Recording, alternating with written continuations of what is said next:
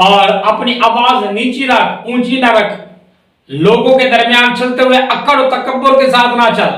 ये माशरे के अंदर हुस्न सलूक के जो नसीहतें हैं, ये भी हजरत लुकमान ने अपनी औलाद को की, अपने बेटे को की। हमारी हालत क्या होती है कि हम अपने औलाद को ये तरबियत दे रहे होते हैं कि माशरे में बिगाड़, उसको मार, इसको मार, वहां से ये उठा, वहां से ये काम कर, यानी अपनी औलाद को खुद ही मुतकब्बिर बना रहे होते हैं। जब अपनी औलाद से बाहर का कोई आदमी, कोई बच्चा आके लड़ता है, तो हम अपनी औलाद को ये तरबियत दे रहे हैं तो तू इससे कोई कमतर है, लगा इसके मुंह के ऊपर थप्पड़।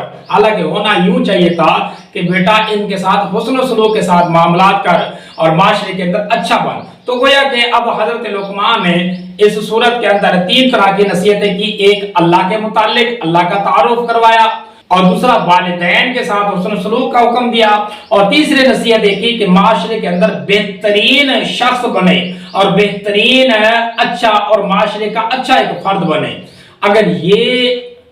अगर हर वालिदैन अपनी औलाद के अंदर ये 3 तरह की खूबियां डाल दें तो वो बच्चा भी कभी नाकाम नहीं हो सकता। कोई वालिदैन भी ये नहीं कह सकते कि हमारी औलाद बागी बन गई, हमारी औलाद नाफरमान बन गई। ये नाफरमानी का ताना कोई वालिदैन नहीं दे सकता।